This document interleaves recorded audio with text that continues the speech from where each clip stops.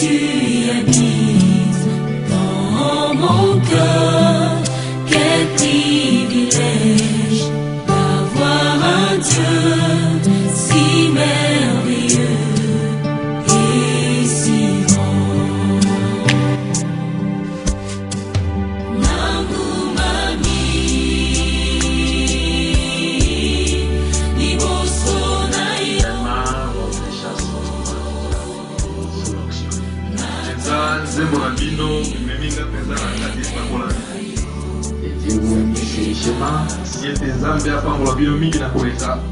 les diables pensaient nous empêcher de prêcher la parole.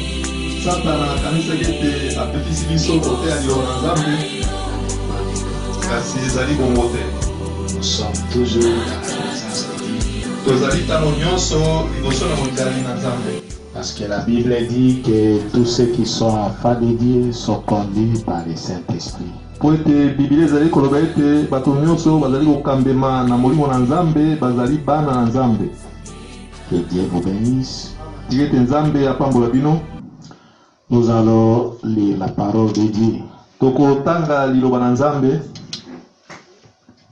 Nous allons lire dans Romains chapitre 3, versets 3 à 4. Tokotanga Biblia na mokanda baloma mokapo misato nzela mokia kotanga mine 3 à 4. Mine misato kino na mine. Et quoi, si quelques-uns n'ont pas cru, leur incrédulité anéantira-t-elle la fidélité de Dieu? Pe nini soki bamoko bandimaki liloba na Nzambe te yango nde kopekisa bosembo na Nzambe. Kozanga kondima na bango epekisaki ekopekisa bosembo na Nzambe. Loin de là, mosika na wana. Que Dieu au contraire soit reconnu pour vrai. Zokande tika ete Nzambe ayeba na ete azali sembo. Et tout homme pour menteur. Pe bato nyonso lokola bakosi. Selon qu'il est écrit, lokola ekomami, afin que tu sois trouvé juste dans tes paroles. Na tinete ozwa masembo kati ya maloba na yo. Et que tu triomphes lorsqu'on te juge. Pe olonga tango bakosambisa yo. Nous lisons dans Hébreux chapitre 12 verset 1. Tokotanga na mokanda ba ebelo mokapo ya zomi nzela mokia kotanga 12. Zomi na mibale nzela mokia kotanga ya liboso. Nous donc aussi, puisque nous sommes environnés d'une si grande nuée de témoins. Biso pe lokola tozingami na lipata monene ya ba tatoli. Poète, puisque nous sommes environnés. Poète tozingami na litatoli monene ya na lipata monene ya matatoli. Rejetons tout fardeau et les péchés qui nous enveloppent si facilement. Tobwaka bongo mokumba nyonso ya masumu pe lisumu oyo ezali kozinga biso mobimba na pete. Et courons avec persévérance dans la carrière qui nous est ouverte. Pe tokima penza na lombango na mosala oyo efungwameli biso. Prions Dieu. Tobondela Nzambe. Seigneur Jésus, nous te bénissons, nous te louons. Kolo Yesu tokumisi yo pe topamboli yo. Nous sommes réunis ce soir du vendredi 19 juin pour apporter encore ta parole. Tosangani awa na mokolo ya mitano, mokolo ya poso mitano, mokolo ya sanza tuku zomi na libwa pona komema susu liloba na yo kolo. Seigneur, nous avons besoin de ta présence. Kolo tozali na bosenga bojali na yo. Je sais que tu es déjà descendu ici. Na ebete osili kokita na kati na esika. Ouais, moi par ta présence. Pakola ngai na bojali na yo. Ouais, l'interprète par ta présence. Pakola pe molimboli na bojali na yo. Que nous soyons assis dans les lieux célestes en Christ Jésus. Biso tofanda na bisika bileki likolo kati na Yesu. Ouais, nos frères qui nous aident dans la technique. Pakola pe bandeko na biso bazali kosunga biso na mosala technique. Ouais, ma famille qui est ici avec moi. pakola pe libota na ngai ezali longo moko na ngai que nous soyons élevés dans ta présence, ete tomemama na bojali na yo afin que tu puisses nous parler et nous bénir, na tina ete okoka na oleka na kolobela biso pe opambola biso que tu puisses fortifier nos cœurs, Seigneur, pete oleka na kolendisa mitema na biso okolo que tu puisses guérir les malades quand ils vont écouter cette parole, ete okoka na kobikisa babeli tango bakoyoka liloba oyo que tu puisses délivrer les captifs. ete oleka na kokangola bakangami. Nous te le demandons pour ta gloire, tosengi yo mpona nkembo na yo que ta présence puisse envahir ces salons, ete bojali na yo ezinga mpenza salon oyo afin qu'aucun démon ne puisse pénétrer ici. na tina ete ata molimo mabe moko te akoka na kokota na kati na esika. Je neutralise toute puissance démoniaque, na bebisi nguya nyonso ya satana, toute puissance sorcière et magique, nguya nyonso ya bandoki pe bato ya soloka, que ça ne puisse pas avoir d'effet en série. ete ekoka na kosala eloko moko te na kati na esika. Nous te le demandons, commence avec nous ce message, tosengi ete obanda na biso sango oyo, que tu puisses aussi le terminer avec nous. ete osukisa pe sango elongo moko na biso. Nous te le demandons pour ta gloire, tosengi yo mpona nkembo na yo au nom du Seigneur Jésus-Christ, na kombo na nkolo Yesu Kristo, notre Dieu bien-aimé. nzambe na biso molingami. Amen. Amen. Que Dieu vous bénisse encore. Tika ete nzambe apambola bino lisusu. Nous sommes très heureux d'être encore dans la maison de Dieu ce soir, en présence de Dieu dans ce petit salon pour parler de sa parole. tondani lisusu na esengo mingi na poko ya lelo mpona kosolola na kati ya salo oyo kosolola na ntina na liloba na nzambe. Parce que nous prêchons toujours pour édifier les enfants de Dieu afin qu'ils ne puissent pas mourir de faim. Po ete biso toteyaka ntango nyonso kolendisa bana na nzambe ete bakoka na kokufa na nzala liloba te. La Bible a promis qu'il y aura des temps où il y aura la famine dans le monde. Bibili elakaki ete ekozala na eleko moko oyo nzala ekozala na mokili. Ce ne sera pas la famine de pain, ekozala nzala ya lipa te, mais ce sera la famine d'attendre la parole de Dieu. kasi ekozala nzala ya koyoka liloba na nzambe. Et alors la vraie parole de Dieu. Na bongo liloba na nzambe oyo ya solo penza. Je voudrais vous exhorter, enfants de Dieu, nalingi nalendisa bino bana na nzambe, même si nous sommes pendant le confinement, ata soki tozali na tango ya confinement, et que chacun écoute la parole de Dieu dans sa maison, ete moto na moto azali koyoka liloba na nzambe kati ya ndako na ye. n'oubliez pas que vous avez un pasteur. Bobosana tete bozali na mobateli moko. Votre pasteur, c'est le pasteur Norbert Yoloyolo. Pe mobateli na bino ezali mobateli Norbert Yoloyolo. La foi ne regarde pas à la distance. Kondima etalaka mosika te. Même si vous êtes malade, ata soki ozali kobela, même si vous êtes en difficulté, ata soki ozali na mikakatano, appelez-moi par le téléphone. benga ngai na nzela ya telefone, Je vais prier pour vous na kobondela pona yo, et Dieu va résoudre votre problème. pe nzambe akopesa yano na likambo na yo. J'ai un témoignage à vous donner. Nazali na litatoli moko ya kopesa bino. C'était hier, la sœur Yolande. C'était hier, frère fidèle. Ezalaki lobi ndeko mwasi Yolande. Elle m'a appelé de sa maison par téléphone. Abenga inga kouta na ndako na ye na nzela ya telefone. De la maison de ses parents, je vais dire. Na ndako ya baboti na ye na ngaki na loba bongo. Elle m'a dit qu'elle était gravement malade, elle faisait la fièvre. Alobaki na nga azali kobela makasi, azali kosala ba fièvre. Elle ne parvenait même pas à se tenir debout. Azali kokoka ta moke te kotelema likolo. Et je lui ai dit, prions Dieu. Nalobaki na ye tobondela nzambe. J'ai prié Dieu pour elle par téléphone. Na bondelaki nzambe pona ye na nzela ya telefone. Et aujourd'hui, elle m'a répondu et m'a appelé pour me dire qu'elle était complètement guérie. Velo abengi ngai pona koloba na ngai te abiki penza na mobimba. Vous voyez ça? Bomoni yango? Le frère Branham nous dit que la foi ne regarde pas la distance. Ndeko Branham azali koloba na biso ete kondima etalaka mosika te. Il nous parle de l'exemple du satenier romain. Azali koloba na biso na tina na mokonzi ya basoda ya Baloma. Ce satenier est allé le voir pour lui dire, mon serviteur est malade. mokonzi ya baloma ya basoda baloma oyo akendaki kotala Yesu koloba na ye te tala mosali na ngai azali kobela. Et Jésus lui a dit, veux-tu que je vienne dans ta maison Yesu alobaki atunaki motuna olingi ete naya na ndako na yo pour prier pour ton serviteur? po ete nabondela mpo na mosali na yo. Le satenier romain a dit à Jésus, non maître. Mokonzi ya basoda ya baloma alobaki te mokonzi. Moi, je suis un chef de 100 personnes dans l'armée. Ngai nazali mokonzi ya bato kama moko na kati ya mapinga. C'est ça la signification de centenier. Yango nde tina ya centenier. Donc, quand il y a un problème, soki likambo moko ezali, il suffit seulement que je donne l'ordre esengeli na ngai ete napesa kaka mobeko à mes soldats. napesa mokano epai ya basoda na ngai. Faites-moi ça. Bosalela ngai boye Et ils exécutent. te basalaka yango. À combien plus forte raison, toi le maître?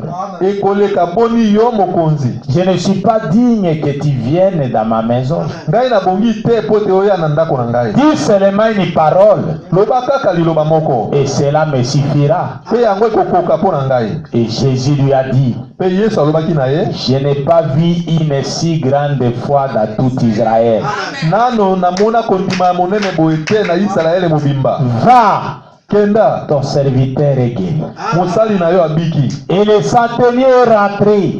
Pe mokonzi ya basoda la loma azongaki epai. Quand il est arrivé chez lui, Ntango akomaki epai na ye, il a demandé à quelle heure mon serviteur était guéri. C'est atunaki senti mieux. atunaki bato ezalaki na eleko nini nde mosali na ngai ayokaki malamu. Ils lui ont répondu vers telle heure. C'était exactement à la même heure que Jésus lui avait dit, va, ton serviteur est guéri. Pe ezalaki kaka na ngonga oyo Yesu alobaki na ye te kende mosali na yo asi abiki. Et le frère Branham a pris ça, il en a parlé dans sa prédication, la foi parfaite. Pe ndeko Branham azwaki etene makomi wana ateyaki yango na liteya na ye kondimo ebongi be. Il dit, la foi ne regarde pas à la distance. Alobi ete kondima etalaka mosika te. Et la foi est maître de toutes les circonstances. Pe kondima ezali mokonzi ya makambo nyonso. Amen. Amen. Vous ne devez pas perdre de vue que vous avez un pasteur. Bino esengeli te te bobungisa na makanisi na bino te bozali na mobateli moko. Et que Dieu agit avec lui et à travers lui. Pe te Nzambe asalaka na nzela na ye. Si vous avez des problèmes, appelez. Soki ozali na likambo benga ngai mobateli. Nous allons prier, Dieu va répondre. Tokobondela pe Nzambe akoyanola. Même au milieu de la nuit, nous allons prier, Dieu va répondre. Ata na katikati ya butu benga Nzambe akopesa yano. Vous voyez ça? Omoni yango? Il y a 2 semaines, la sœur Vie qui m'a appelé vers minuit. Eleki poso mibale ndeko mwasi Viki abengaki ngai pene na ngonga ya nzanga ya butu. Et elle m'a dit que sa fillette était gravement malade, Naomi. Pe abengaki ngai koloba na ngai te mwana na ya mwasi Naomi azali penza kobela makasi. Et elle faisait une forte fièvre. Pe azali kosala fièvre makasi. Au même moment, il y a un chat qui miaulait juste devant la porte. Pe kaka na tango wana mwana azali kobela ezalaki na nyau moko libanda azali kolela. Juste devant la porte. Kaka na ekuke ya ndeko mwasi Viki. J'ai prié au téléphone. Na bondelaki na nzela ya telefone. Au même moment, Kaka na tango wana le chat a cessé de miauler, il est parti. nyau atikaki kolela pe akendaki. Et la fièvre de la femme a cessé, a disparu. Pe kobela ya mwana fièvre elimwaki. Dieu est en train d'agir au milieu de nous.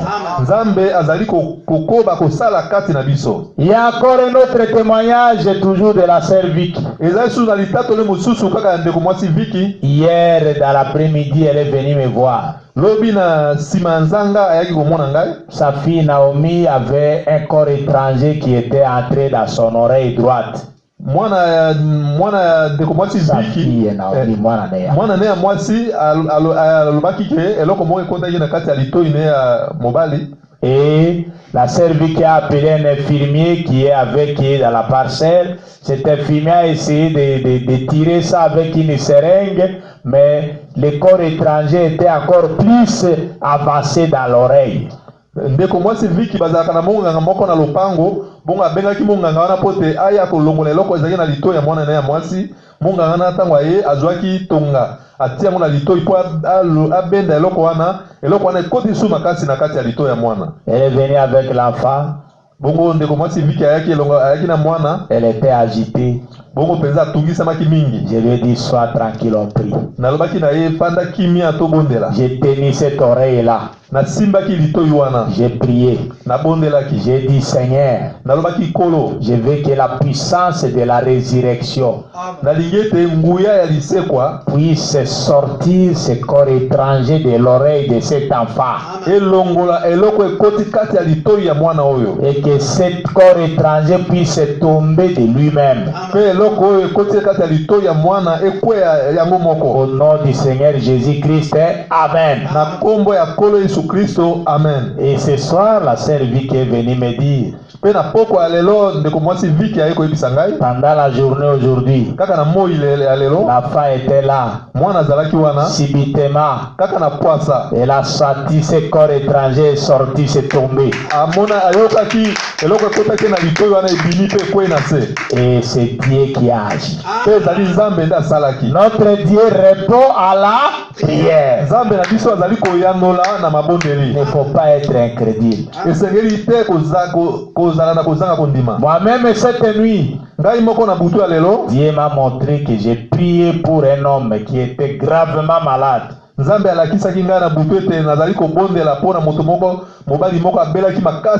l'a amené, il ne savait pas marcher.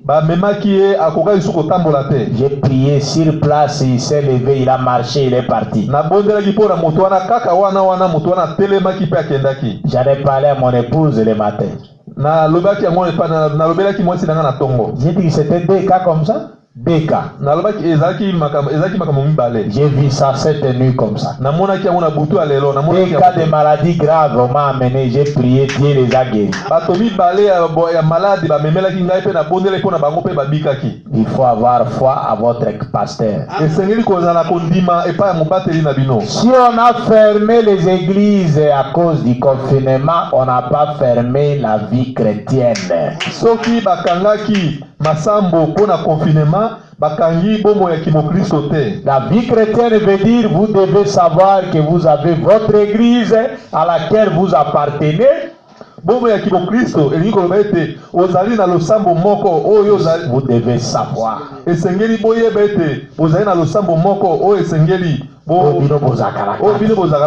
Et vous avez votre pasteur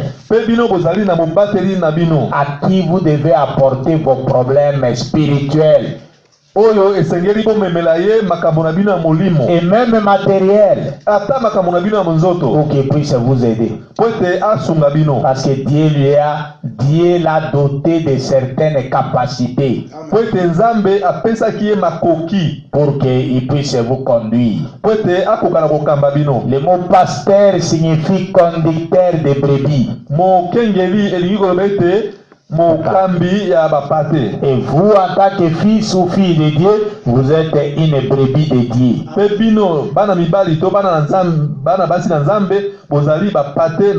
Vous devez savoir que vous avez un pasteur à qui vous confiez.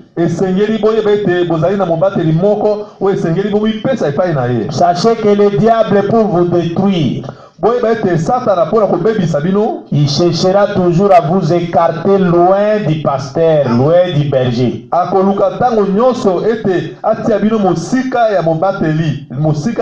Et c'est ce que Frère Branham nous enseigne. Il dit que pour que les lions puissent tuer une brebis, il commence d'abord par l'écarter du troupeau.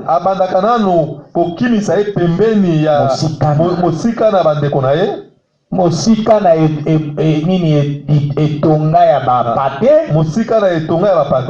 Là où il sera isolé, et c'est là qu'il va les tuer. Et Frère Branham a dit c'est ce que le diable fait. Le diable cherche d'abord à écarter les enfants de Dieu de la présence de Dieu. Et après cela, il les tue. Beaucoup d'entre vous, je le dis chaque jour, vous ne venez plus prendre les prédications. ebele kati na bino nazali kozongela tango nyonso bozali suko ya kozwa mateya te. Beaucoup d'entre vous sont entrés dans les congés, dans la distraction. Ebele kati na bino bakoti kati na bopemi, kati na kolota. La vie chrétienne n'a pas de congé. Bomo ya Kristo ezalaka na bopemi te. C'est une vie de chaque jour. Ezali bomo ya mokolo na mokolo. Comme vous vivez là, c'est ça la vie chrétienne. Lokola bozali kopika wana yango nde bomo ya Kristo. Si vous dites que non, moi je prends d'abord du repos pendant le confinement, je prierai quand on ouvrira les églises.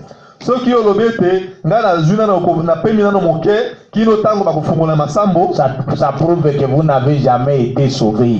elakisi ete yo tikala nano kobika te. Ça prouve que vous n'avez jamais été chrétien. Ete yo tikala pe kozala mokristo te. Vous ne comprenez même pas le sens du mot chrétien. Yo ozali kososola ta moke te tina ya kombo mokristo. Un chrétien signifie être comme Christ. Mokristo elingi koloba kozala lokola Kristo. Et Christ est la parole. Pe Kristo azali liloba. Et celui qui est né de nouveau mangera chaque jour de la parole de Dieu. Pe moto abotami bala mibale akolia tango nyonso liloba. Frère Branham a dit un chrétien doit lire chaque jour au moins un chapitre de la Bible.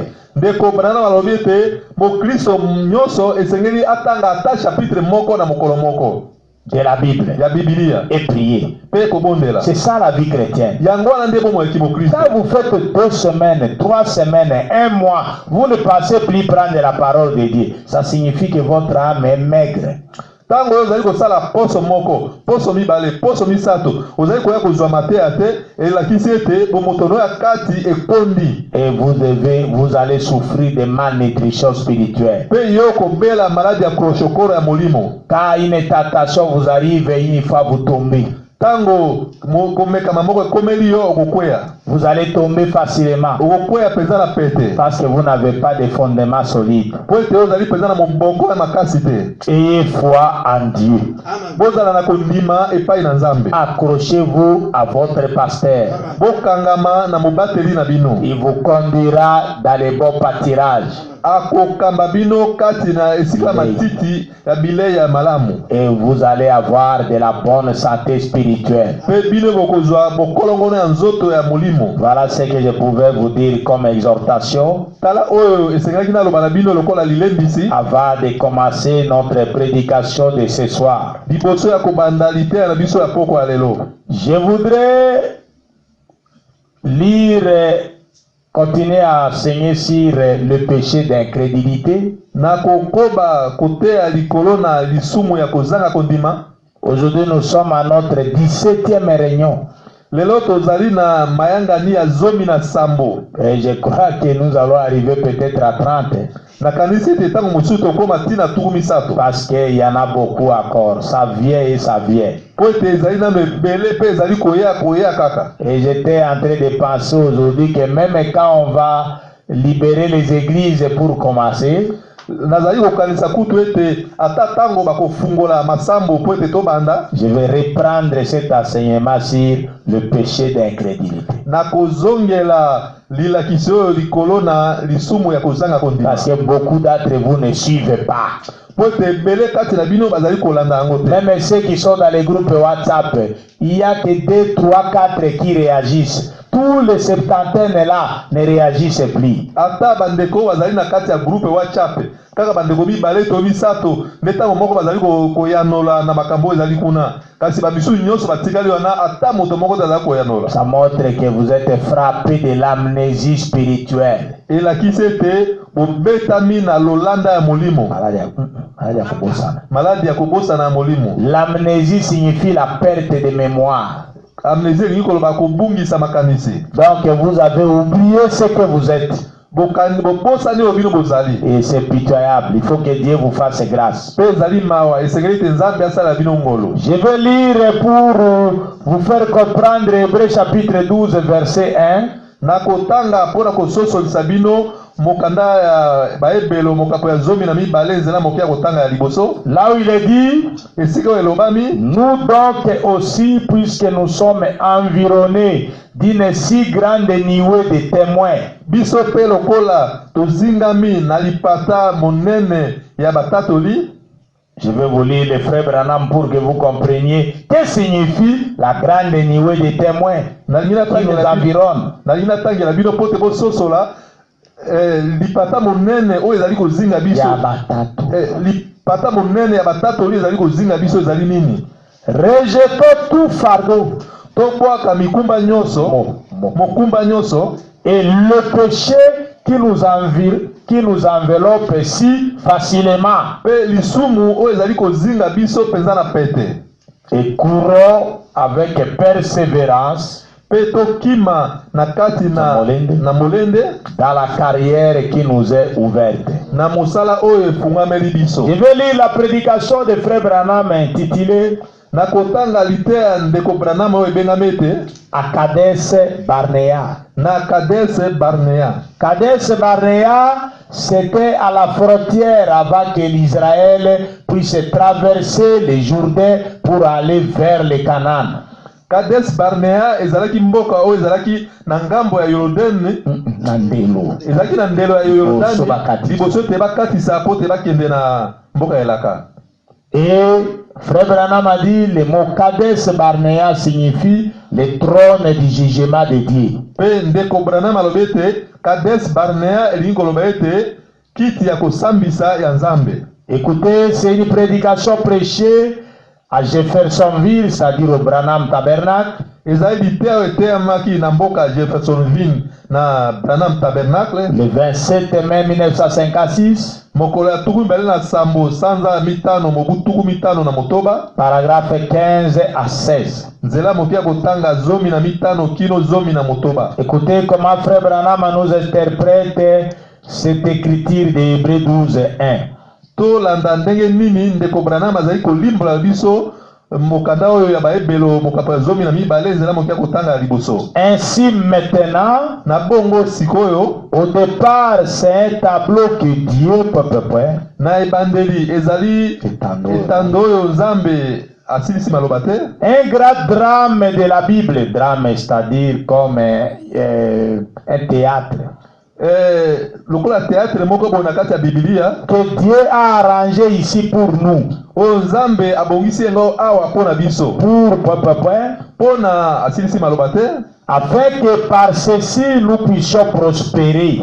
po ete na nzela ya oyo tokoka kokende liboso. Je crois que là dans Hébreux chapitre 10 ou chapitre 12, il est dit, Nakanisi ete wana na mokanda baebelo mokapo ya zomi to ya zomi na mibale elobami ete puisque nous sommes environnés d'une si grande nuée de témoins, lokola bongo tozingami na lipata monene ya batatoli, rejetons tout fardeau tobwaka mokumba nyonso et le péché qui nous enveloppe si facilement, pe lisumu oyo ezali kozinga biso na pete, afin que nous puissions courir avec persévérance na tina ete tokoka na kokima mbangu na molende dans la carrière qui nous est ouverte. na mosala oyo efungwameli biso. Regardons au Seigneur Jésus-Christ, kotalelaka kolo Yesu Kristo, le chef et le consommateur de notre foi. mokonzi pe pesi ya kondima na biso. Paragraphe 16. Nzela moke ya kotanga zomi na motoba. Maintenant, Sikoyo tout l'Ancien Testament, kondima na kala nyonso, tous ces personnages, c'est-à-dire possessifs, yayango, bato, nyonso, bato wana nyonso ya kondima na kala, et leurs caractéristiques pe lolenge na bango n'étaient qu'une ombre ezalaki kaka elilingi du coin, ou plutôt de la clé de voûte ya eloko ezipaka lola esimbi loko esimi mabele. ya eloko ezipaka lola loko esimi mabele. Le Nouveau Testament kondima na sika qui jouait la loi et cette dispensation-ci, oyo esangisi mobeko pe ekeke oyo. Beaucoup de gens ont parlé de ceci comme étant la dispensation chrétienne. Bato ebele balobaki na yango lokola ezalaki na oyo balobaki na oyo lokola ezalaki dispensation ekeke ya bakristo, mais ce n'est pas le cas. Kasi ezali bongo te. Ceci oyo c'est la dispensation du Saint-Esprit. Ezali ekeke ya Molimo Santo. Vous voyez ça? bomoni yango La dispensation chrétienne a duré 3 ans et 6 mois. ekeke ya kibokristo Non, il y a Christ. ekeke ya kristo eumelaki mbula misato na ndambo. La loi a duré plusieurs centaines d'années. Mobeko eumelaki ba mbula bakoto ebele. Et puis la dispensation chrétienne, Pe ekeke ya kibokristo il y a Christ. ekeke ya kristo C'est ce qui a servi de pont ou de clé de voûte yango nde esalaki lokola kosangisa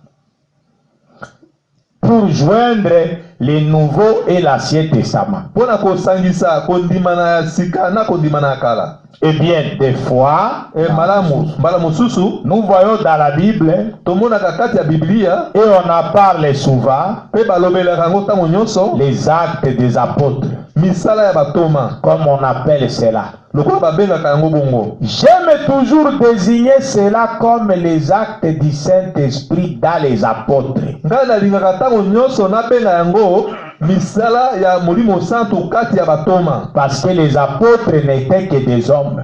po ete batoma bazalaki kaka bato. Mais c'était le Saint-Esprit dans les apôtres accomplissant son œuvre. Kasi ezalaki molimo santu kati ya batoma kokokisaka misala na ye. Vous voyez ça? bomoni yango. Donc, la grande nuée des témoins, lipata monene ya batatoli c'était tous ces personnages de l'Ancien Testament. ezalaki bato ya ye nyonso oyo kondima. C'est possessif, bato ya ite. Bato nyonso oyo kondima na kala. bato nyonso oyo kondima na kala. Et leurs caractéristiques, pe lolenge na bango comme ils ont marché avec Dieu, lokola bango batambolaki elongo na nzambe, c'était une ombre. ezalaki elilingi. C'est-à-dire c'était pour nous servir d'exemple. ezalaki ezala epai na biso lokola ndakisa. Donc nous avons une grande nuée de témoins. elingi koloba ete tozali na lipata monene ya batatoli. Donc nous avons beaucoup de gens dans la Bible, dans l'Ancien Testament et même dans la vie de Christ qui servent pour nous des témoins. elingi koloba ete ezali na bato ebele na kati ya kondima na kala pe na kati ya kondima na sika Dans la vie de Christ. na kati ya bomo ya kristo Qui servent oyo bazali kolakisa biso lokola ndakisa des témoins lokola batatoli. pour que nous puissions voir leur vie pour dire Dieu avait fait avec tel comme ceci. Donc moi aussi, il peut faire ça. po ete biso totala bomoi na bango tomona ete lokola nzambe asalaki na bango boye akoki mpe kosala na ngai lolenge moko. Le frère Branham a dit hier que Abraham n'avait pas une grande nuée de témoins comme toi et moi. ndeko Branham alobi na litene mosusu ete Abraham azalaki na batatoli ebele te lokola ngai na yo lelo. Donc Abraham a marché seul avec Dieu. Abraham azali kotambola kaka ye moko na nzambe sur base de ce que Dieu lui disait. kaka likolo na oyo nzambe azali koloba na ye. Mais toi et moi, Dieu nous parle. kasi yo na ngai nzambe azali kolobela biso. Et nous regardons à sa Bible et nous voyons que la chose que Dieu me dit, il a déjà fait ça avec tel. Pe yo otali kati ya Biblia omoni ete likambo nzambe alobi na nga boye asalaka yango pa epai ya moto songolo. C'est ça les témoins que nous avons. yango bango wana nde batatoli oyo tozali na bango. C'est pourquoi Frère Branham nous prêche aussi l'identification. yango wana ndeko Branham azali koteya biso lisusu liteya na ye Kokokanisa. komikokanisa. Donc vous devez, quand vous voyez votre vie en tant que chrétien, ntango yo tali bomoi na yo lokola mokristo, vous devez vous poser chaque fois des questions. La chose que j'ai fait dans ma vie, qui avait fait ça une fois dans la Bible? esengeli ntango nyonso omituna motuna makambo ngai nazali kosala yango Na bomoi na ngai nani asala yango boye na kati ya Biblia. Et quand il a fait, quelle était sa fin? mpe ntango moto wana asalaki likambo wana suka na ye ezalaki boni. Est-ce que Dieu l'a béni nzambe apambolaki ye ou non? to te. Et ce que vous faites, si vous vous identifiez avec un personnage dans la Bible qui avait fait une chose comme ça et que sa fin était bénie, donc soyez dans la joie que vous êtes dans la bonne voie. Ce qui yope, eloko ozali ko sala, omona aussi omona ngo na kati ya Biblia te moto moko asala ki yango, pe Nzambe apamboli ye, ezali malamu, yope sala yango, Nzambe pe akopambola yo. Mais si vous faites des choses pour lesquelles les gens qui l'ont faites, leur fait était désastreuse, il faut faire attention. Kasi soki ozali kosala likambo oyo moni ete na kati ya Biblia bato oyo basalaki likambo wana liboso na yo balongaki te suka na bango ezalaki mabe, tika likambo wana. Il faut faire attention au keba. Esengeli osala keba. Vous voyez ça? C'est ça la grande nuée des témoins. Dieu nous a donné une grande nuée de témoins. Alors faisons attention. Rejetons tout fardeau et les péchés qui nous enveloppent si facilement. Courons vers les bites avec persévérance vers les bites de la vocation céleste. Vous voyez ça? Paragraphe 17. Toujours à Kadesh Barnea. Et le Saint-Esprit, c'est l'Esprit du Seigneur Jésus-Christ qui est descendu sur l'Église.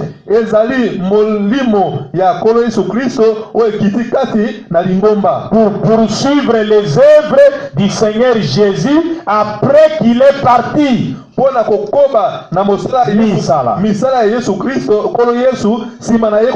C'est pour projeter la lumière de l'évangile dans une moindre intensité que lorsque Christ était ici. Ezali bongo pona kopesa polemo ya sango malamu mais kopela mwa moke kasi kopela moke na ndenge par rapport na tango Yesu azalaki awa.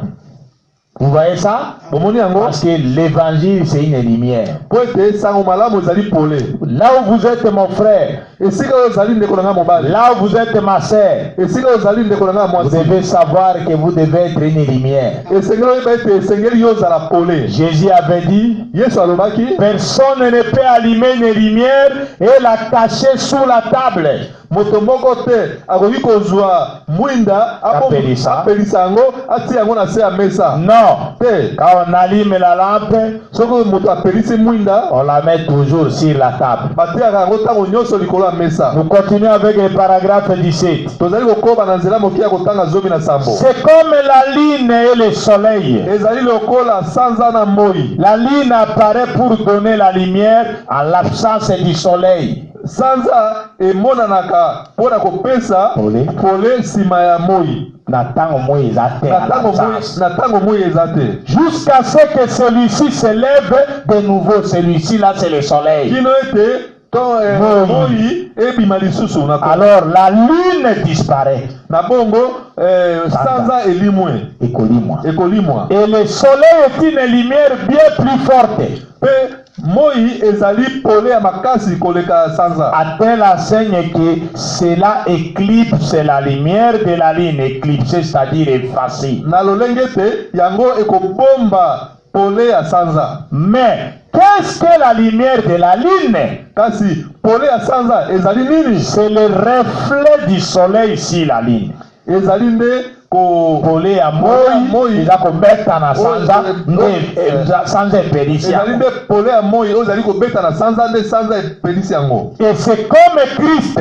Pe ezali lokola Kristo. Quand il était ici, tango azalaki awa na mokili, il était la lumière du monde. Azalaki pole ya mokili. Il s'en est allé akendaki et il brille sur son église. Pe azali kongenga likolo na lingomba na ye. Qui reflète sa lumière aujourd'hui. Ouais, ezali kola qui s'appelle dans ce monde pour qu'on ait une lumière dans laquelle marcher.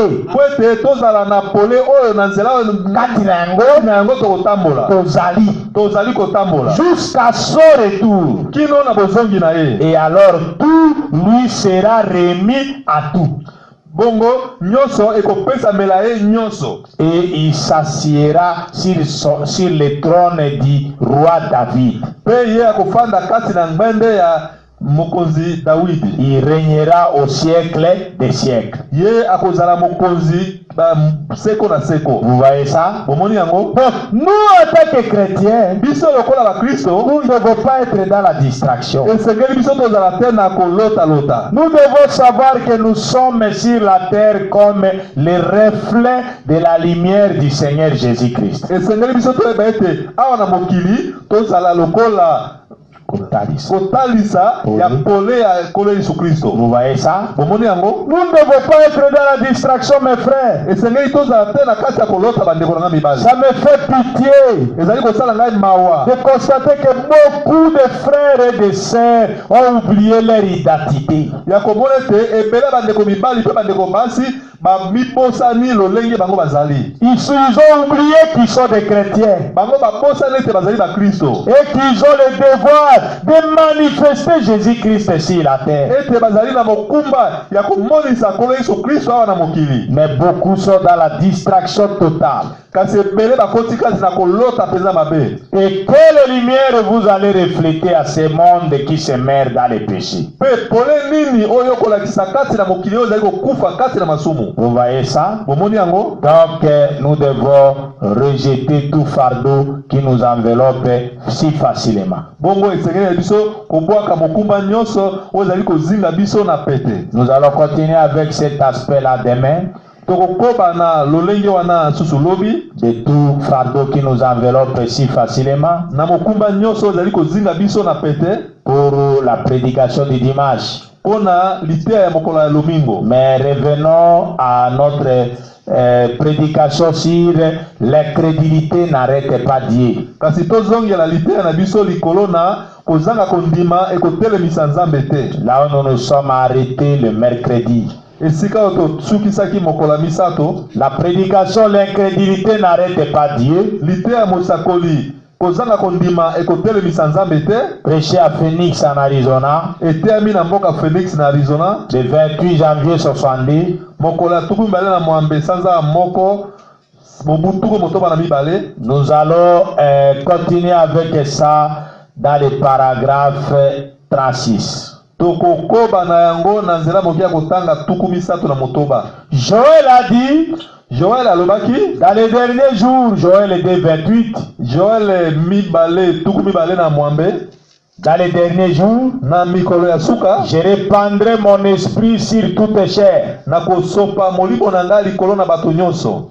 Vos fils et vos filles prophétiseront. Bana na bino mibali pe bana na bino basi bakosakola. Je répandrai mon esprit sur mes serviteurs et mes servantes. Na kosopa molimo na ngai likolo na basali na ngai mibali pe basali na ngai basi. J'accomplirai des signes dans les ciels et sur la terre. Na kokisa bilembo na likolo pe na se et tout. Pe nyonso. Esaïe 28:18 dit. Isaya zomi na mwambe tuku mbele 28:18. Isaya tuku mbele na mwambe zomi na mwambe lobiete. Dans les derniers jours, na mikolo ya suka, les tables seront pleines de vomissements.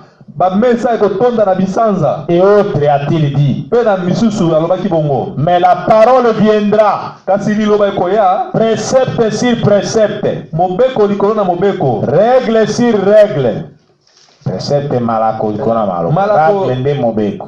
Malako likolo na malako. Mobeko likolo na mobeko. Un peu ici, un peu là. Mwandambo awa, mwandambo kuna. Retenez ferme ce qui est bien. Bosimba makasi o ezali malamu. Car c'est par des hommes aux lèvres barbiciates.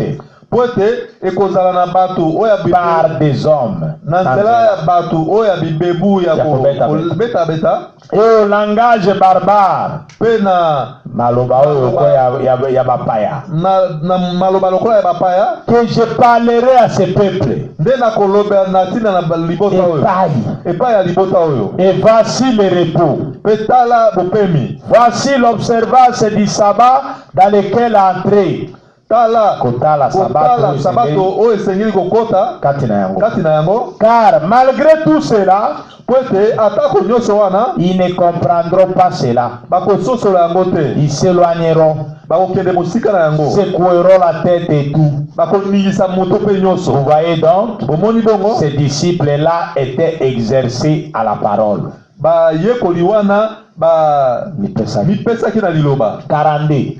tukumina na mibale. Encore un peu de temps et le monde ne me verra plus.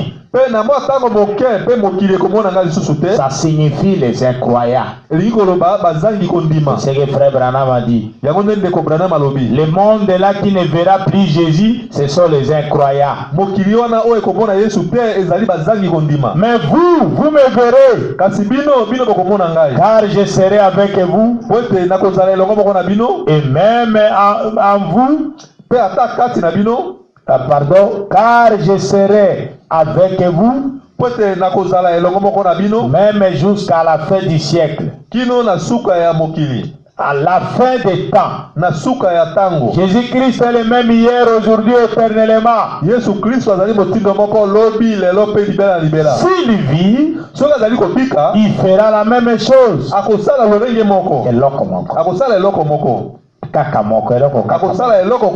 N'est-ce pas? Si cela vit en vous, sa vie produira ce que cela avait fait. N'est-ce pas? Sa vie. S'il vit en vous, si lui, Jésus vit en vous, sa vie produira ce que cela avait fait. N'est-ce pas? C'est-à-dire, votre vie va écrire un autre livre des actes. Vous voyez ça? Les œuvres du Saint-Esprit dans les apôtres, pas les frères Missala. Les frères Branham venaient de corriger ça. Vous voyez ça? Les frères Branham a dit, chaque église du Dieu vivant doit écrire son livre des actes. losambo nyonso ya nzambe na bomoi esengeli ekoma buku na yango ya misala ya molimo santo. Vous voyez ça? bomoni yango paragraphe 43. nzela moya kotanga tukumina na misato. Eh bien, malamu ça ne détruit que les incroyants. ezali kobebisa kaka bazangi kondima. L'incrédulité donc. Kozanga kondima. L'incrédulité ne détruit que les incroyants. Kozanga kondima ezali kobebisa kaka mozangi kondima. Et c'est exactement ce qui s'était passé du temps de Noé. Pe ezali kaka lolenge moko ndenge elekaki na eleko ya Noa. Noé était un prédicateur de la justice. Noé azalaki motei ya boyenge beni. Qui avait entendu la parole du Seigneur. Ouais, yokaki liloba ya kolo. Et avait préparé une arche pour le salut de sa famille. Pe abongisaki bwato moko pona masuwa moko pona lobiko ya libota na ye. Et que faisait-il pendant qu'il préparait cette arche? Pe bango bazali ko faisait-il lui? Après ye Noé azali ko sala nini tango azali ko tonga masuwa wana? Il prêchait aux incroyants. Azali ko tea bazangi kondima. Eh bien Noé était un véritable radical aux yeux de ces incroyants. Na bongo Noé azali moto maloba makasi na miso ya bazangi kondima wana. Mais tout ce que leur incrédulité avait fait, pe nyonso oyo kasi oyo nyonso kozanga kondima na bango esalaki, c'était attirer le jugement sur la terre. ezalaki kaka kobenda kosambisama likolo na mokili. L'incrédulité n'arrête jamais Dieu. Kozanga kondima etelemisaka nzambe te. Ça arrête l'incrédule lui-même. Etelemisaka kaka mozangi kondima ye moko. Et ça attire le jugement sur lui. Pe ezali kobenda kosambisama likolo na ye. Et le jugement même qui avait détruit les incrédules était l'unique moyen de salut pour Noé. Kaka kosambisama oyo ebebisaki bazangi kondima nzela lobiko mpona Noa.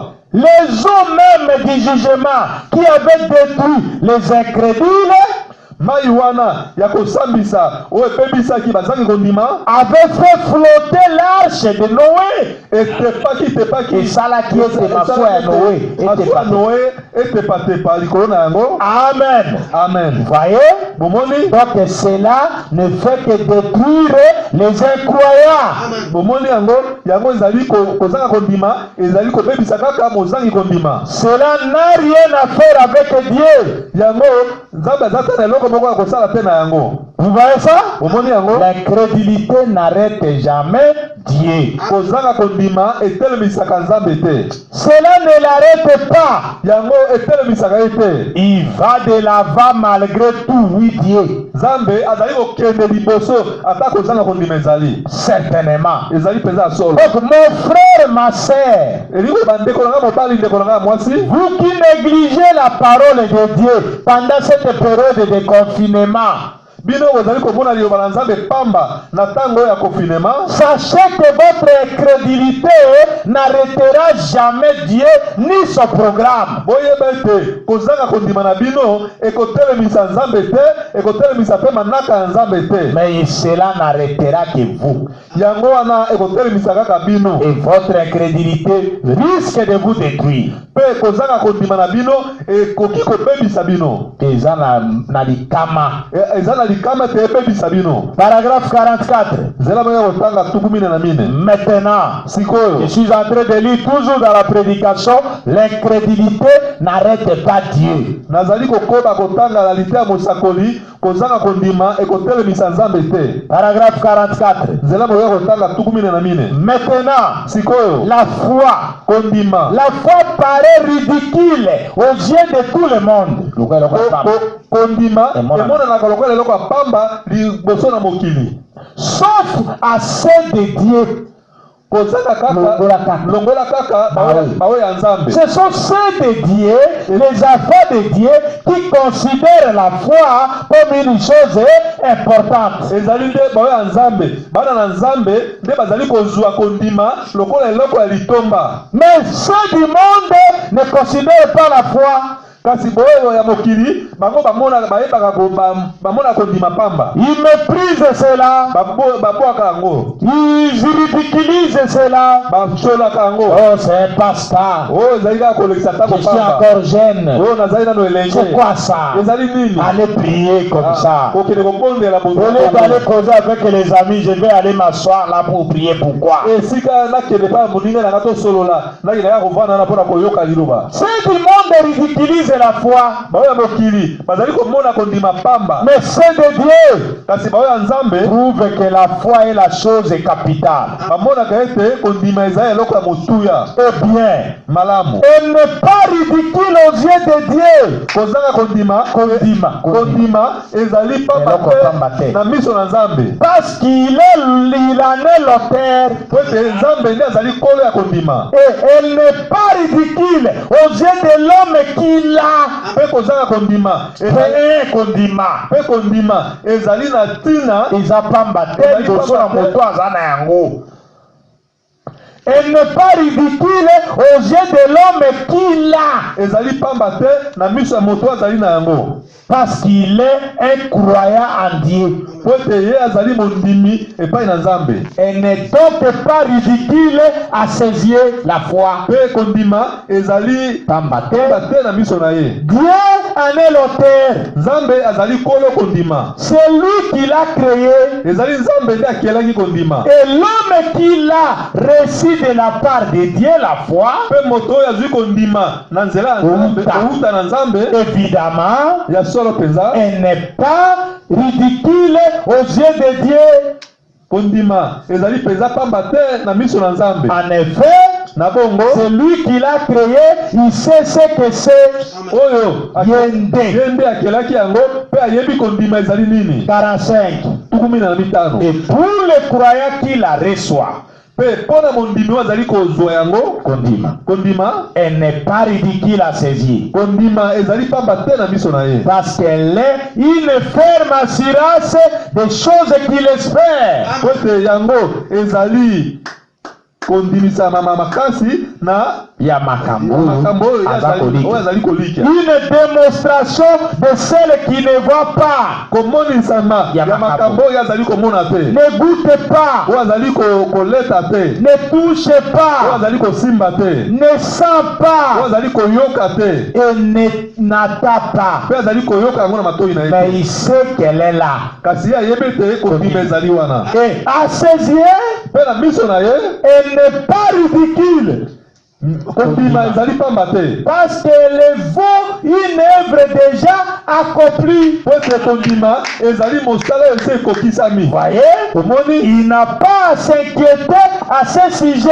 azali na komitungisa te mpo na yango. Il sait que Dieu en a parlé.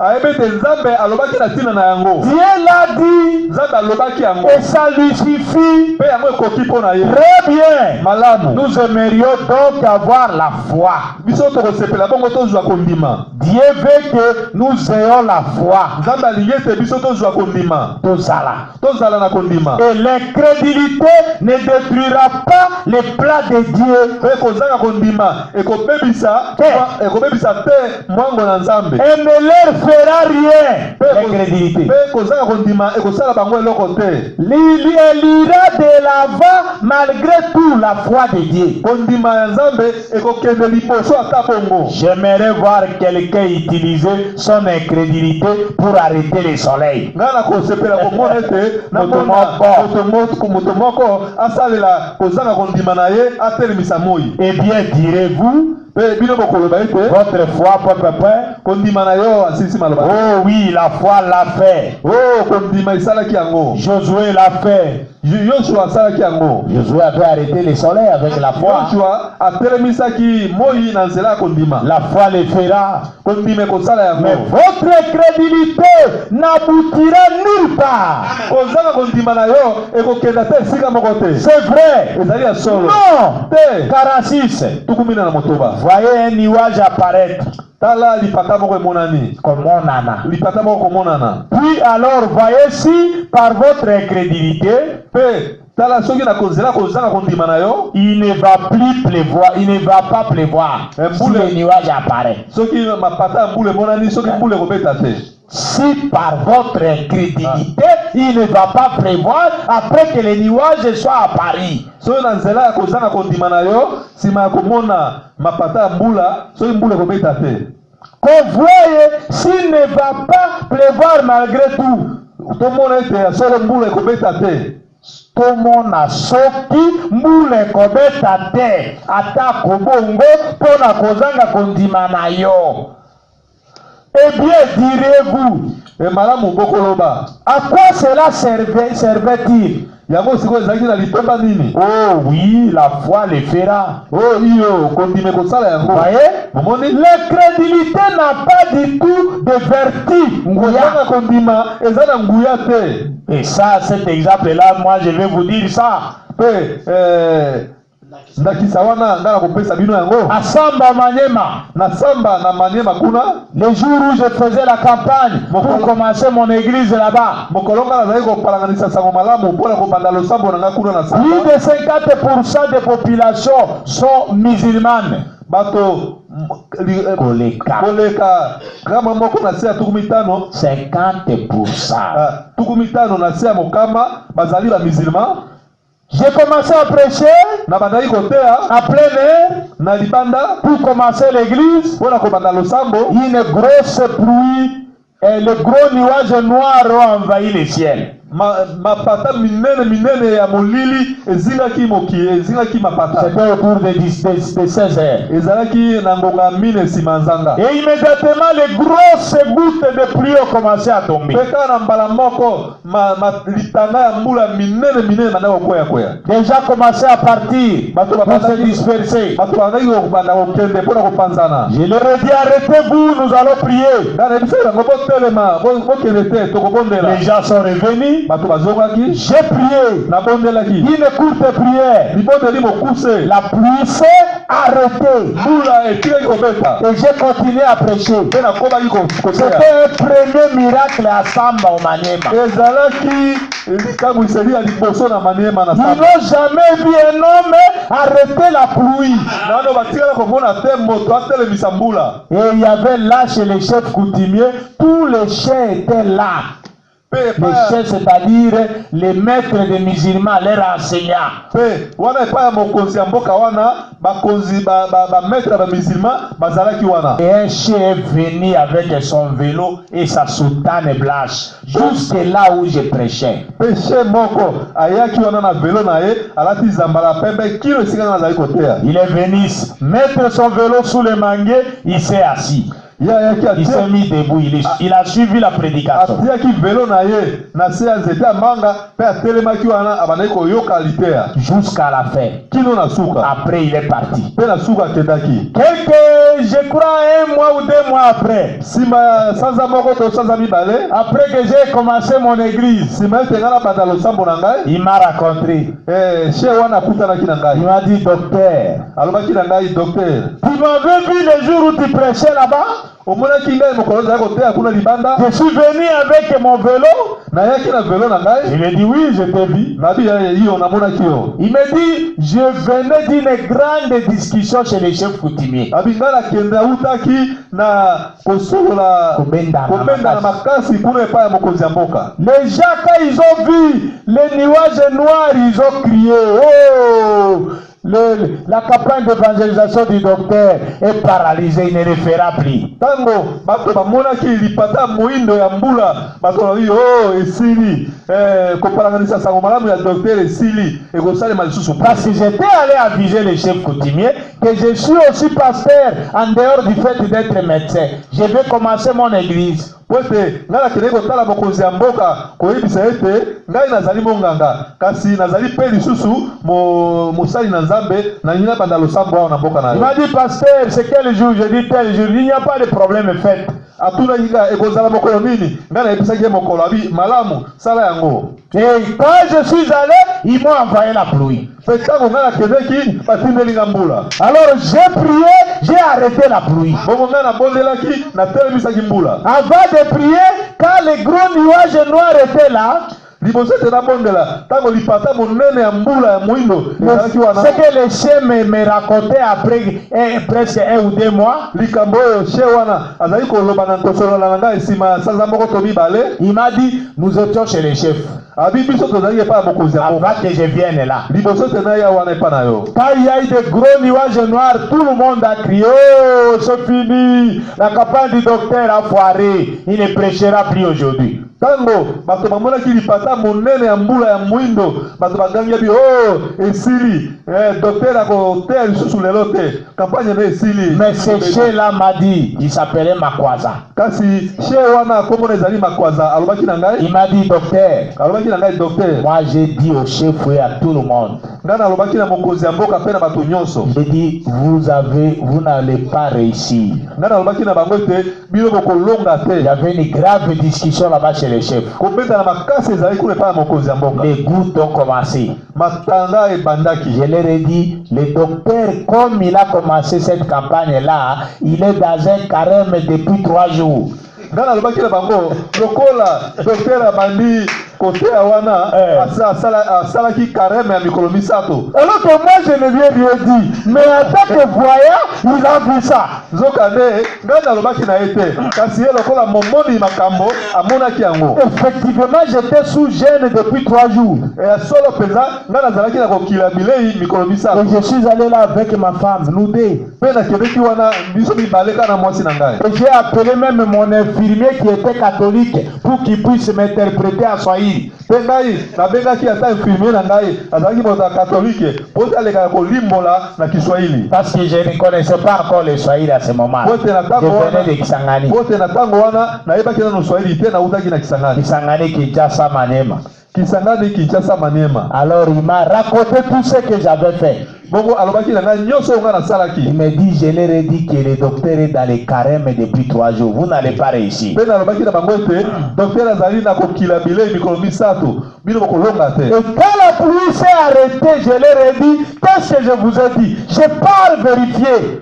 Pe ntango mbula ekatanaki she wana alobi na bokonzi ya mboka na alobaki na bino nini nga akei kotala natala mpenza nga moko kuna esika Il me dit, c'est pourquoi je suis venu avec mon vélo. C'était pour vérifier si tu prêchais réellement.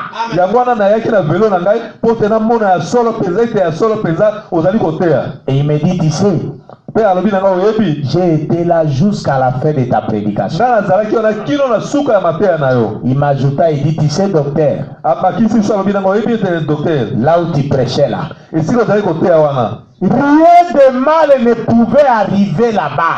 ata eloko moko ya mabe moko te ekoki kokóma wana. Il me dit, alobaki na alobi na ngai tu étais en train de contrôler un rayon de 300 mètres carrés. alobi na ngai yo ozalaki kokonza rayon moko ya 300 mètres carrés. Donc dans un rayon de 300 mètres carrés de l'endroit où tu étais, aucun démon, aucune puissance maléfique ne pouvait approcher.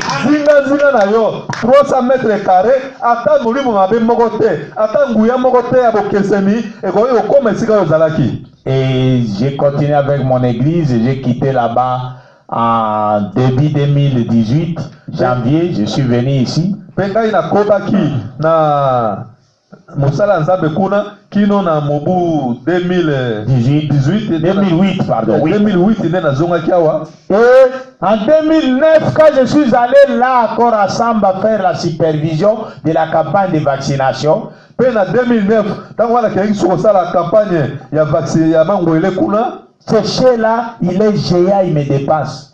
she wana azali molai mpenza aleki nga na molai. Mais quand il venait pour me parler, Ntango ye azali koya mpona kolobela ngai il s'agenouillait. azali kobeta mabolongo. Il s'agenouillait. Azali kobeta mabolongo. Oh docteur, vraiment, mtumishi wa Mungu, serviteur de Dieu. Donc il a reconnu que j'étais serviteur de Dieu.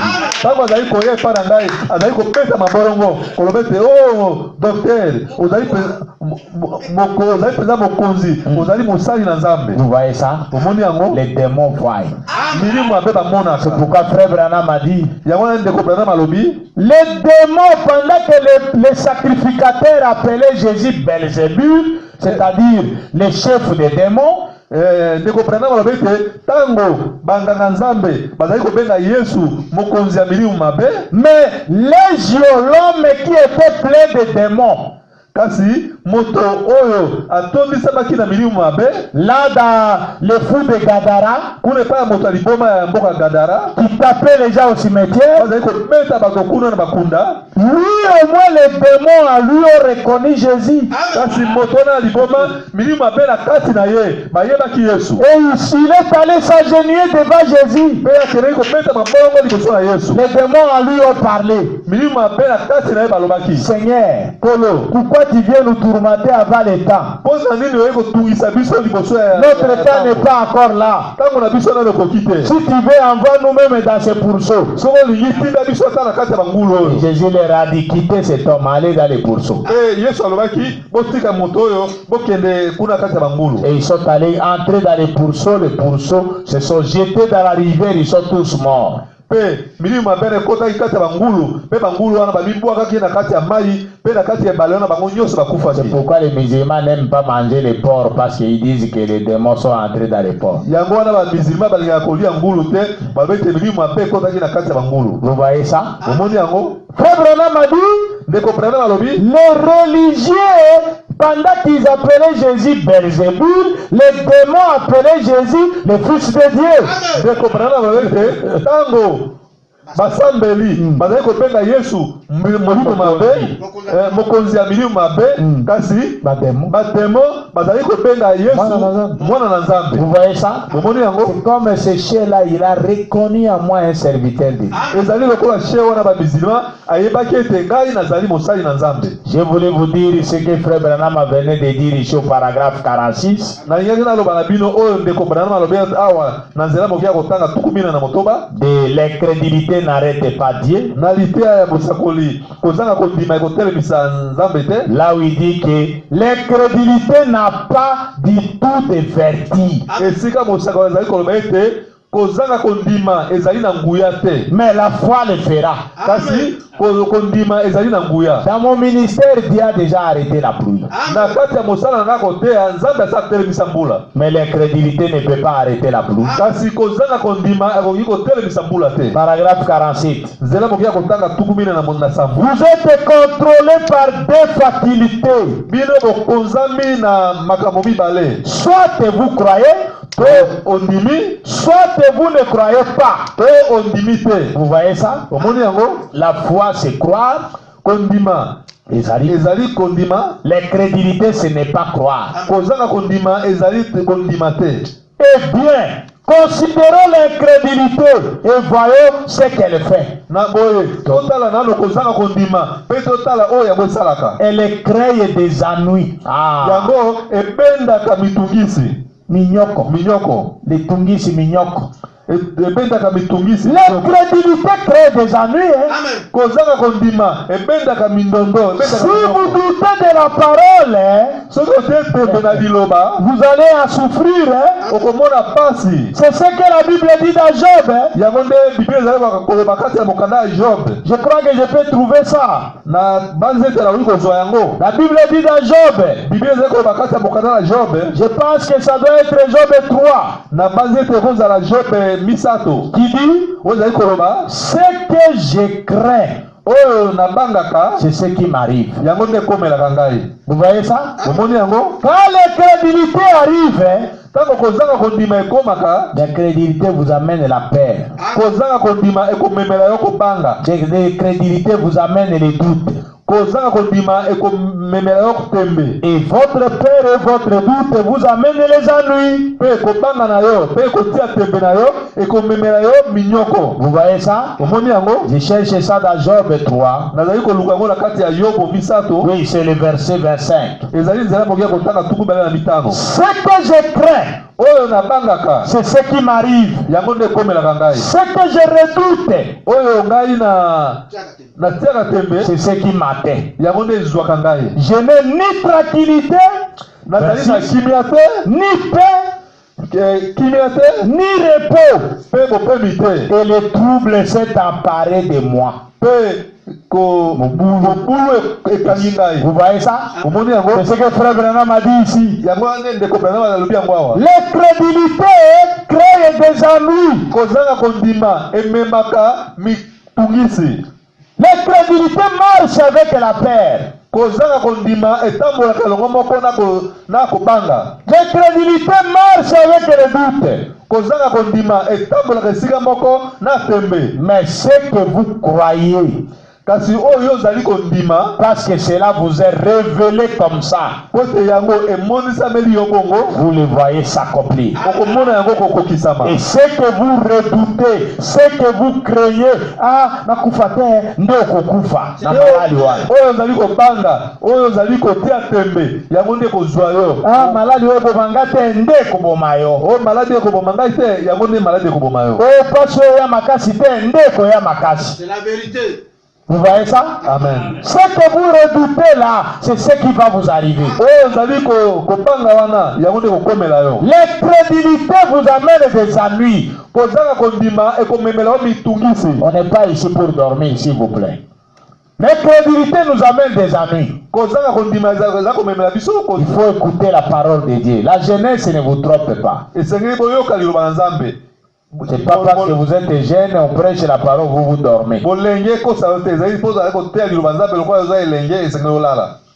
Elle crée des ennuis, l'incrédulité. kozanga kondima ememaka mitungisi. Elle suscite l'oppression. L'oppression, c'est quoi?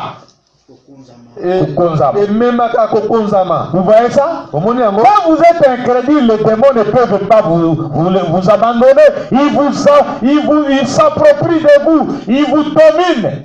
tango ozali na ozangi kondima milieu mabe bakoya na bakokonza yo ne peuvent pas vous abandonner. bakotika yo te bakokonza yo Et elle ne peut pas vous aider l'incrédulité. mpe kozanga kondima ekosunga yo te L'incrédulité n'a aucune vertu du tout.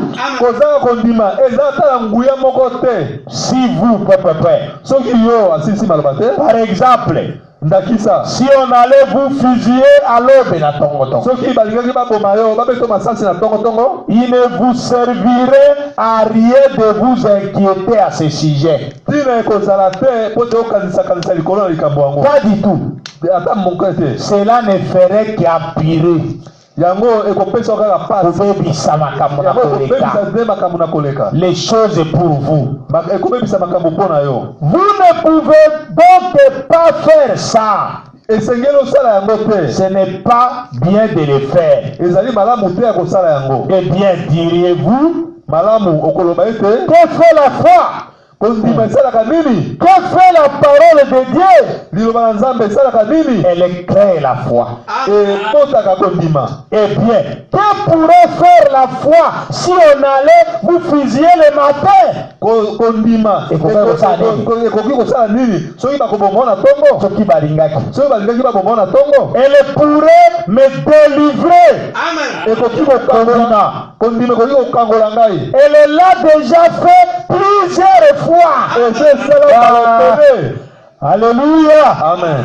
La foi a déjà délivré plusieurs fois les gens qui allaient être tués. kondima esekangola bato ebele esengelaki babomama Prenons seulement Shadrach, Meshach, Abednego. tozwa kaka Shadrach, Meshach, Abednego On les a emmenés dans la fournaise ardente bamemaki bango kasi na litumbu na moto pour être tués. po te babomama Mais ils avaient foi. kasi bango bazalaki na kondima Et on a vu une quatrième personne mpe bamonaki moto ya mine qui est descendue oyo akitaki dans la fournaise ardente, kati ya litumbu ya moto qui était Dieu lui-même. oyo ezalaki nzambe ye moko Au contraire, ce sont les militaires qui les amenaient dans la fournaise, qui étaient tués par la fournaise. nzokande ezali basoda oyo bamemaki bango mpo babwaka bango kati na moto bango nde bakufaki na moto wana Vous voyez ça? momoni yango Assurément. ya solo mpenza Voyez, momoni l'incrédulité n'a aucune vertu. kozanga kondima eza na nguya moko te Toute la vertu se trouve dans la foi, nguya nyonso ezwami kati na kondima dans le fait de croire la parole de Dieu, na nzela soki ondimi liloba na nzambe de prendre Dieu au mot. ozwa nzambe na maloba na ye La vertu se trouve là-dedans. nguya ezali kati Si ya vous wana prenez Dieu au mot, vous verrez que ce Dieu-là est vivant et il est réel. soki ozwi nzambe na maloba na ye okomona ete nzambe wana aza na bomoi mpe nzambe wana azali solo Paragraphe 48. nzela moki ya kotanga tuku mine na mwambe Eh bien, malamu il y a quelque temps, eza na mwa ntango moko eleki ntango moko avant qu'on interdise l'accès à la statue de la liberté, liboso ete bapekisa bato Kokoma. kokoma penepene na monument ya liberté ya bonsomi na États-Unis. oyo ya bosomi na États-Unis C'est un cadeau de France aux États-Unis, la statue de la liberté. ekeko wana liberté ezalaki bongo Cadeau ya o France. bafrançais bapesaki yango baaméricain Aujourd'hui, lelo l'accès y est interdit. kokoma pene wana epekisami D'après ce que j'ai appris, na ndenge nga nayokaki on ne peut plus y monter Kumatakuna. oyisu komata kuna te Écoutez, frère Branham. yoka ndeko Branham Il va donner un exemple que les incrédules sont en train de vivre aujourd'hui. C'est exactement la chose qui se fait là-bas à la statue de la liberté. akopesa ndakisa moko oyo bazangi kondima Bazakobika yango lelo. bika yango lelo J'avais eu le privilège d'y accéder une fois. nazwaki makoki ya kokoma kuna mbala moko Alors je suis entré dans les bras de la statue. bongo nakotaki kati ya loboko ya ekeko wana Et puis nous sommes entrés à un petit endroit. mpe tokotaki na mwa esika moko ya moke Le guide et moi. moto azali kotambusa bato wana mpe ngai Et il y avait une fenêtre. ezalaki na lininisa moko wana Et je regardais à travers cela mpe ngai nazali kotala na kati ya lininisa wana en pensant à mon cousin quand il revenait à la maison, okanisaka ndeko na ngai ntango azali kozonga na ndako après la guerre, nsima ya bitumba il avait été tout matraqué et percé de balles là. ye abetamaki matraki mpe babetaki masasi mingi na nzoto.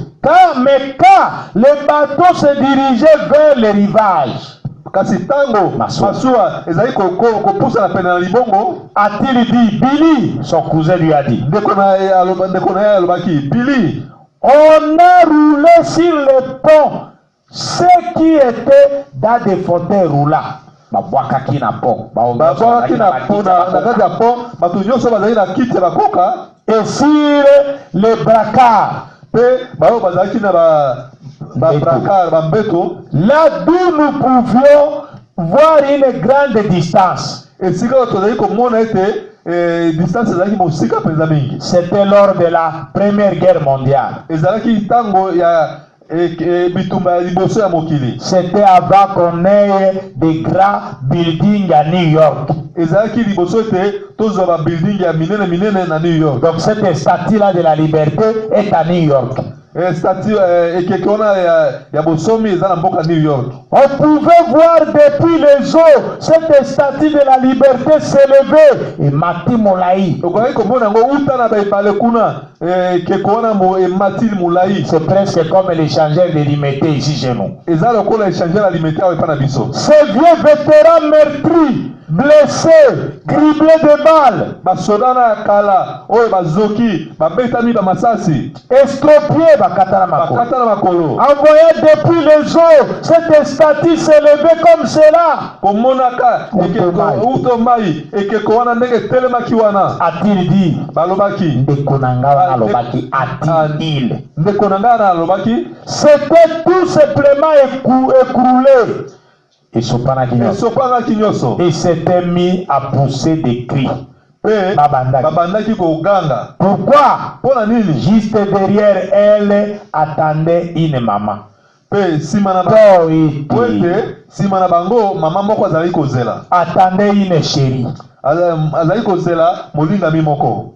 Chérie moko azalaki kozela. Chérie molingami moko azali kozela. Attendait une femme, mwasi moko azalaki kozela. Mwasi moko azali kozela. Attendait des enfants, bana moko bazali kozela. Bana moko bazali kozela. Je me suis dit, nami lobelaki, si c'est là les sentiments que cela suscite chez un soldat, soki yango ezali nde posa oyo ezaka na kati ya soldat moko, quel sentiment n'éprouverons-nous pas en voyant la vieille croix riteuse suspendue là? Posa nini ekozala kati na biso tokozala nango te tango tomoni ekulusu wana ya kalakala etelemi wana. Un vétéran rentra couvert d'entrailles et de blessures du champ de bataille. Soda wana ya kalakala azongi na bitumba, azingami na bapota na oyo azwi yango na bitumba. Oh, j'aimerais me tenir sur le pont du vieux bateau de Sion. Oh, nakosepela ete natema likolo ya bangba oyo ya kala ya Sion. Des vieux bateaux de Sion. Na masuwa oyo ya kalakala ya Siona. Les mains et dire, kotombola loboko pe koloba, grâce étonnante. Oh, ngolu ya kokamwa. Oh, quel doux son. Oh, mongongo ya pete boye. Oh, combien j'aime Jésus. Oh, ndenge nini ngai nalingi Yesu. Paragraphe 49. Nzela mokia kotanga tukumine na libwa. J'ai regardé par la fenêtre en passant cela. Na zali kotala na lininisa kokanisa kana yango. Alors j'ai remarqué là un tas de petits passereaux morts. Pe wana na moni liboke penza ya passereaux bakufi wana. C'est là que j'ai voulu arriver. Wana nde sika na sengela na lingaki na koma. Gisant là à côté de la statue de la liberté. Bakoi wana na pembeni ya ekeko ya bosomi. Et on dirait qu'il venait d'être tué. Alors j'ai demandé au guide disant, ces passereaux là, les avez-vous empoisonné. bongo ngai natunaki motuna epai ya mokambi wana bandeke oyo bapasero bino ndeko empoisonné bango po bakufa ebele boye. bakufa ebele boye. Il a répondu non, non. ayanoli ete te Nous ne les avons pas empoisonnés. biso toempoisonné bango te. J'ai dit, eh bien, pourquoi jugent-ils la mort juste à côté de cette fenêtre ici?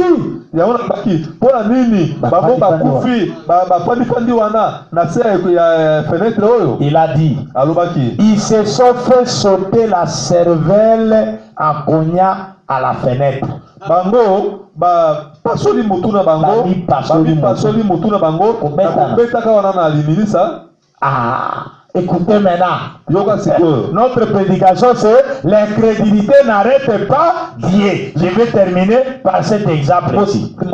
moto ya lite na biso ezali kozanga kondima ekotelemisa nzambe te na kosukisa na exemple oyo. Et j'ai demandé comment cela s'est-il passé. mpe natunaki yango elekaki esalemaki ndenge nini. Il a dit, alobaki avant-hier soir, liboso ya lobi na pokwa un orage avait éclaté. mopepe moko makasi eyaki. Et il a dit, mpe alobaki alors qu'il y avait l'orage, na ntango mopepe makasi ezalaki que le vent soufflait, ete mopepe ezali kobeta mpena que les arbres étaient secoués et que les éclairs zébraient, mpe matiti banzete ezali koningana mpe mikalikali ezali kolekaleka. a-t-il dit, alobaki ces petits oiseaux ont cherché un abri. bandeke ya mike mike balukaki esika ya kobombana. Il a dit, alobaki ils sont venus à la lumière de ces phares, parce que là on a mis des phares sur cette statue-là. bayaki sikoyo na pole oyo batiaka na kati ya mwinda oyo. Et il a ajouté, mpe abakisaki ensuite, na nsima et si seulement il s'était servi de la lumière pour s'abriter. soki Kaka bandeke wana soki bazwaki pole wana po esunga bango babomba, esunga na bango babombama, il se serait retrouvé en sécurité. bango esengelaki babombama mpenza Non. bapatelama.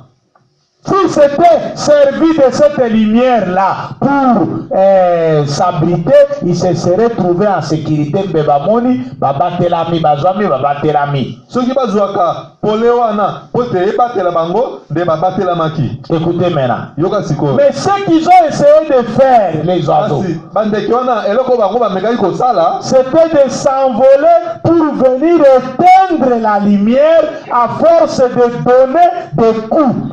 kasi bango bayaki nde sikoyo mpona kopungwa mwinda mpe bapesa bakuna na mwinda. C'est ce que les incrédules font contre l'église. yango wana nde bazali kondima basalaka yango kotelemela. L'église du Dieu vivant, c'est une lumière pour le monde. lingomba ya nzambe na bomoi ezali pole mpo na mokili. Et le reflet de la lumière de Christ. yango elakisaka pole ya Kristo. Mais qu'est-ce que les sorciers font? kasi bandoki basalaka nini? Vous voyez qu'il y a une lumière, bomoni ntango pole moko ezali tous les insectes viennent sur la lumière. banyama mike mike nyonso bayaka na pole wana. Et quand vous commencez une église de l'esprit, mpe soki obandi losambo moko ya molimo tous les sorciers viennent là-bas bandoki nyonso bakoya wana pour regarder, mais c'est quelle lumière ça? mpona kotala pole oyo ezali pole nini. Au lieu de chercher que la lumière de l'évangile puisse les protéger, esika ete baluka ete pole ya sango malamu ebatela bango, les sorciers chercheront à ce qu'ils puissent éteindre cette lumière. kasi bandoki bakoluka nde baboma mwinda wana Comme c'est passereux. lokola bandeke wana Et qu'est-ce qu'ils vont subir? Ils vont mourir. mpe bango eloko nini kosala bango bakokufa. Tu veux ce que Frère Branham est en train de nous raconter. bolanda oyo ndeko Branham aza koloba na biso. Il dit, alobi mais kasi ce qu'ils ont essayé de faire, kasi oyo bandeke oyo bamekaki kosala c'était de s'envoler pour venir éteindre la lumière à force de donner des coups. ezalaki nete bango bazali koya koluka kopumbwa koboma mwinda kobeta bakuna mwinda wana. Et cela les a simplement aveuglés. mpe yango ebombaki bango miso. Et ils se sont fait sauter leurs petites cervelles. mpe bango bongo na bango epasuki. Et ils gisent la mort. mpe bakwei wana bakufi. Écoutez, Frère Branham, paragraphe 50. nzela moki ya kotanga tuku mitano. Il veut maintenant amener ça chez nous, alingi suka mema biso awe pana amen. Frère Branham a dit que Dieu est dans la nature.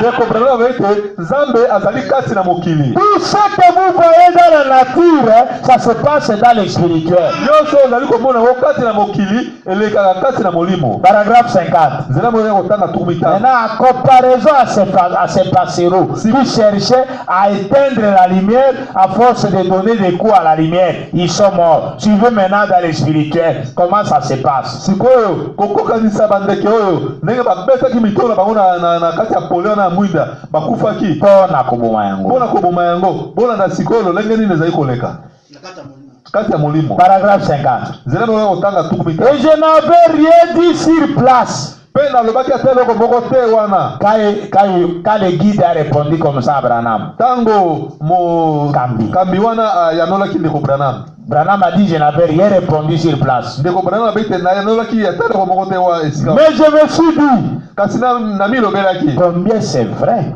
Ndenge Balaboni ezali solo. Les incroyants. Vous voyez? Les incroyants sont comparables à ces passereaux-là. Bazali kondima, bazali kokokana na bandeke wana. Les incroyants, bazali kondima, au lieu de chercher à se servir de la lumière du phare, la parole de Dieu est une lumière.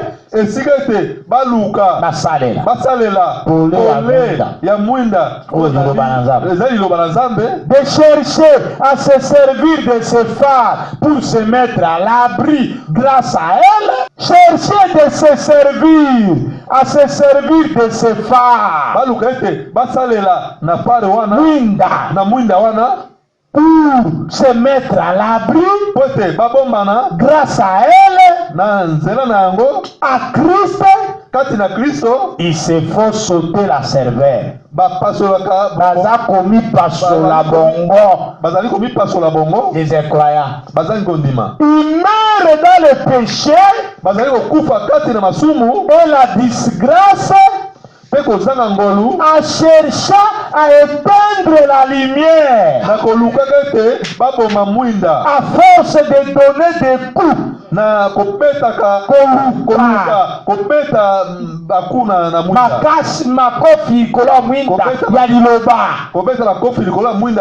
alors que c'est totalement impossible. Vous voyez ça? C'est ce que les sorciers font. Tous leurs combats, ils n'ont jamais compris que ce que moi je prêche, ce n'est pas moi, c'est le Saint-Esprit à moi.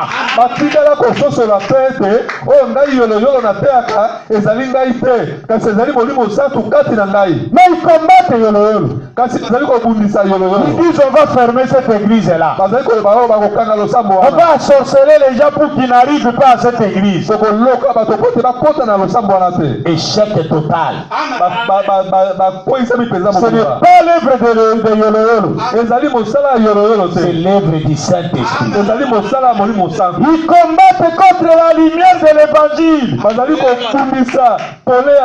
Ils vont se faire sauter la cervelle. On va les attirer au nom de Jésus-Christ. Vous voyez ça? Et cette prédication est arrivée à point nommé. Il ne peut pas s'élever assez d'infidèles. Assez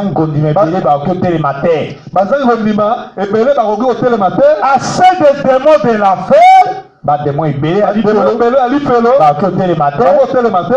éteindre la lumière du monde. Je suis la lumière du monde, a dit Jésus. Ils ne l'éteindront jamais. Il n'y a donc qu'une seule chose à faire. Dès que l'éclaire votre sentier, Yango. Suivez-la. La lumière. Le nom de Jésus est une tour forte. Les justes s'y réfugient et se trouvent en sûreté. Ça c'est Proverbe, je crois 10. Si vous demeurez en moi, Frère Branham a dit dans la tour, et que mes paroles demeurent en vous, alors vous pouvez demander ce que vous voudrez, cela vous sera accordé. Que Dieu vous bénisse.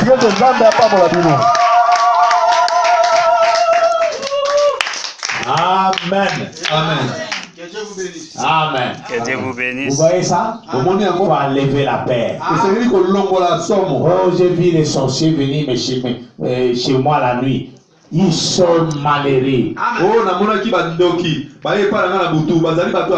Ils vont mourir tous. Comme ces passereaux étaient morts. Prions Dieu. Seigneur Jésus, merci parce que tu es merveilleux pour nous. Merci parce que tu nous as parlé ce soir. Tu as fortifié notre foi en nous donnant cet exemple de passereau à la statue de la liberté aux États-Unis.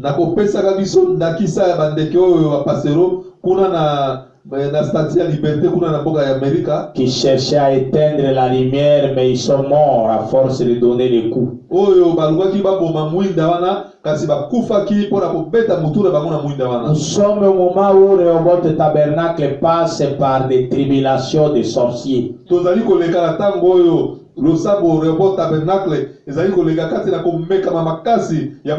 Où les sorciers attaquent cette église. Leur objectif est que cette église puisse être puisse échouer, que ça ne puisse pas aller de l'avant.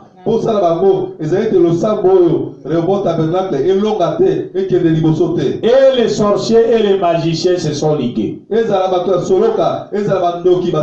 Même ceux qui s'appellent des serviteurs, ce sont des sorciers, des magiciens parmi eux. Mais tu viens de nous réconforter, Seigneur, en disant que nous sommes en train de refléter la lumière de l'évangile. Et que au lieu que ces sorciers puissent se répartir et croire à la parole, suivre la lumière de l'évangile, ils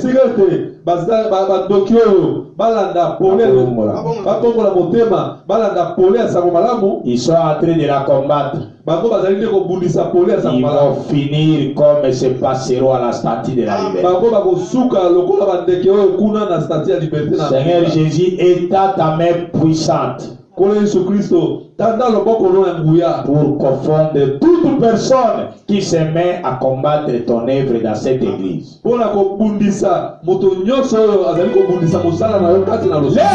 Seigneur, comme un vaillant héros. Tu es le puissant conquérant. À partir de ce soir, Seigneur, aide-toi dans les combats. Que tu puisses combattre tout sorcier, tout magicien qui s'efforce à éteindre la lumière de l'évangile.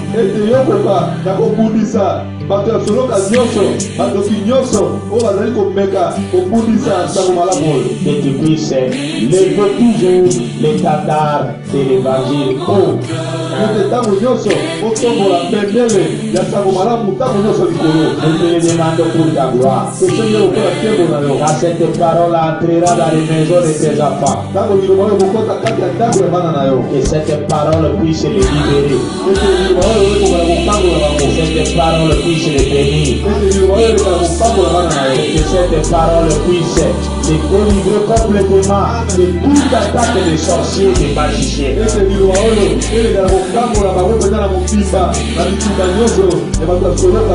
Que cette parole puisse guérir toute maladie. Nous te le demandons pour ta gloire. Au nom du Seigneur Jésus-Christ, notre Dieu bien-aimé. Amen. Amen.